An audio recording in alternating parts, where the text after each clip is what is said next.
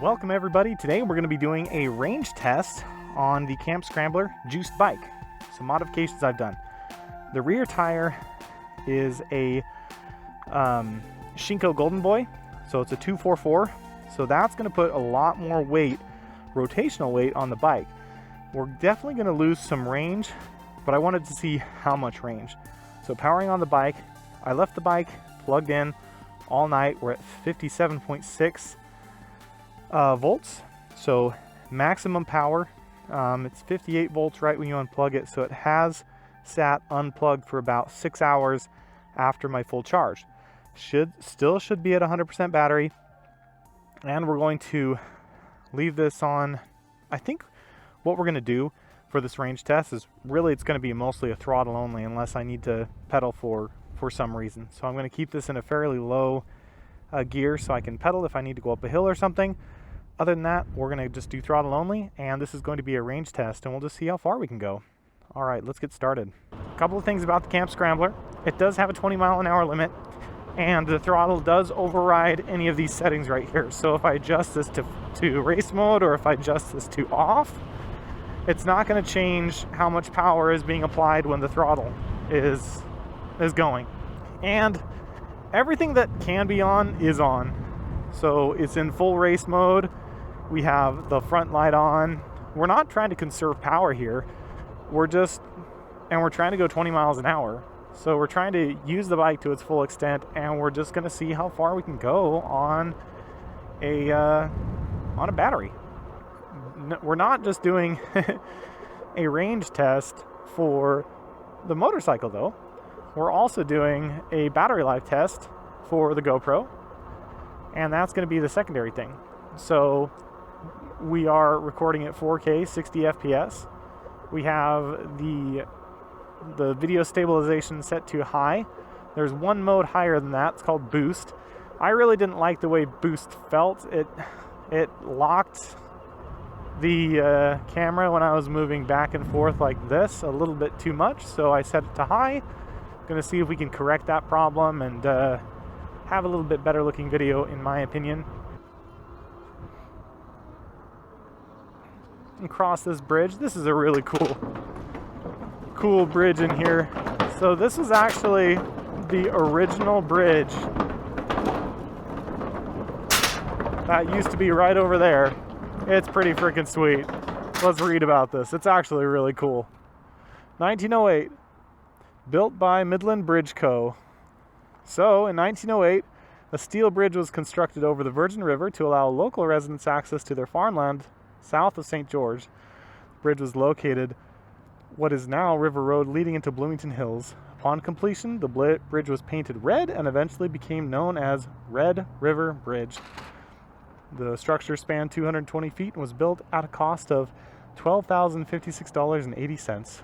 Funding came from a $5,500 appropriation from the state of Utah, secured by Senator Albert Miller, $3,500 in private donations, and $3,056.80 provided by Washington County. The robustly constructed bridge was destroyed on New Year's Eve in 1988 due to flooding caused by a breach in the Quail Creek Reservoir Dam. A temporary culvert crossing the bridge was built by the city of St. George, installed at the cost of $140,000. Interstate Rock Products was awarded the bid to construct a temporary bridge, which was completed on February 25th, 1989.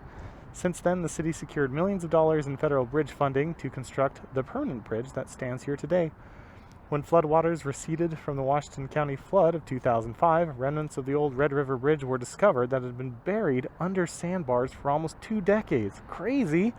City officials decided to pull the visible pieces from the river channel and enlisted the help of local contractors. The section of the bridge before you is one of those pieces. In 2013, Eagle Scout candidate Dan MacArthur was the mayor of St. George for like 22 years, and his father Dusty, with the help from the MacArthur Welding, untwisted the mangled North Bridge entrance, reduced the height by half, and restored it back to what it looks like when it was in use. Isn't that amazing? Really cool. I really like what they did with that bridge. Great little detour. Thank you. All right. back to our regular scheduled programming of riding around throttle only. But so far we're at 25.3 watt hours a mile, which is not bad. It's not as bad as I thought it was going to be. I've been riding in the dirt and been at something like 40 watt hours a mile. And normally when I'm riding, I'm over here in this gutter just like, woo, just playing around in the dirt. But, you know, we're on the straight and narrow today. And this is normally where we would go in the dirt section. Oh, they blocked that off and they repaved it. Sweet. This is they must have just done this week, because I was here last week and they hadn't done this. Sweet. Love it. Haven't painted any lines yet, but we have the new section. I thought they were going to actually modify the trail, but I guess they didn't. I guess they were just repaving it. Interesting. Huh. Good to know. So we used to go that way. That was a cool little detour though. I really enjoyed it. I thought it was super fun. So every once in a while you'll pass a sign that says no motor vehicles on the trails. And this is something that's always a little confusing to people, especially the older generation that rides these trails. There's a lot of people who ride that don't feel like you should be on the trail because you're on an e-bike. An e-bike is not considered a motor vehicle. You don't have to register it. You don't need insurance for it. You don't need anything like that. So it's an assisted bicycle. So it's not actually considered a motorized vehicle by the Department of Transportation in Utah. So you can definitely ride an e-bike on the trail.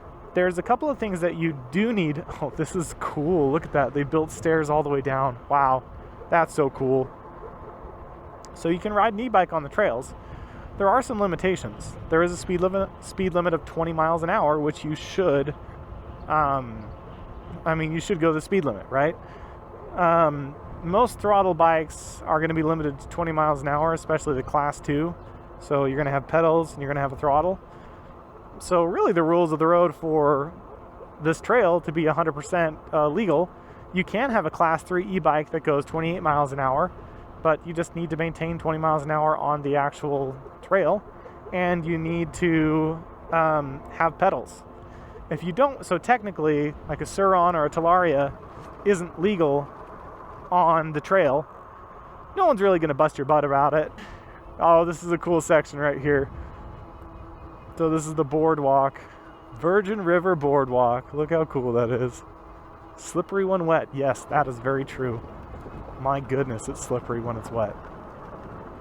Sometimes if you're coming here in the morning and it's freezing, like it's in the winter time or something, and there's frost all over it, man, it's a little sketchy.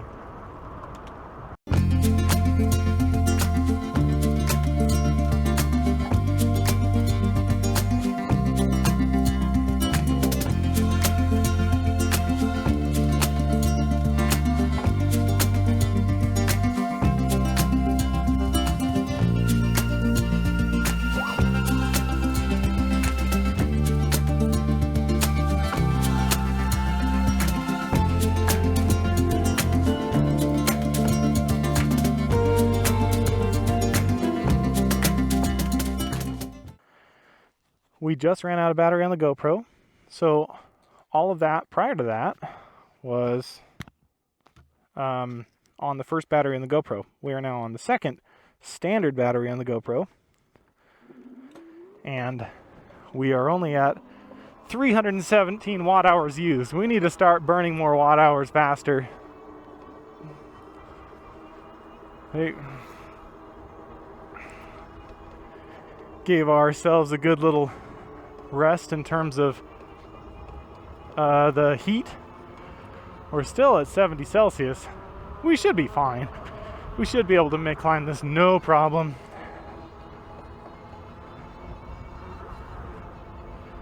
I am pedaling a little bit to get up these hills, so we're not going 12 miles an hour.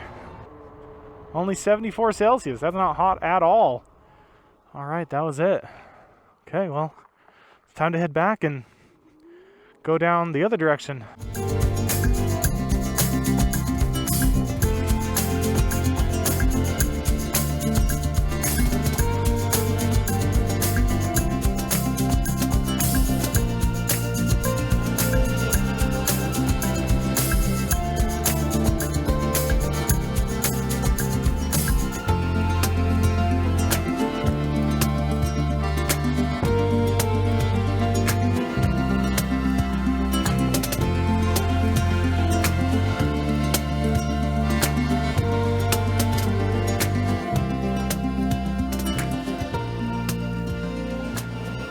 we have hit 685 watt hours used. Almost 700. The entire battery pack is 768 watt hours. I'm actually impressed. If we can get to 700 watt hours, that would be impressive. We've used 25.8 watt hours a mile.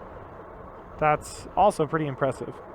We're still going 20 miles an hour. It's, again, impressive.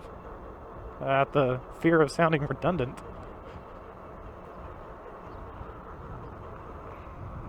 Okay. So resting voltage is 46.2 volts, which is not a lot.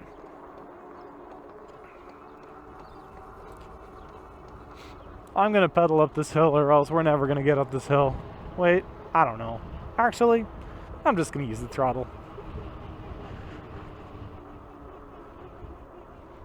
Are we limping so much that we can't even make it up the hill? Let's test it. This is a very steep hill, probably a 12 to 13% grade. We're limping at 6 miles an hour. Here, I'll show you. 6 miles an hour, 5 miles an hour. I bet we lost my GoPro. GoPro's dead. Thanks for watching. Thanks for listening. And I will see you all next time. Take care.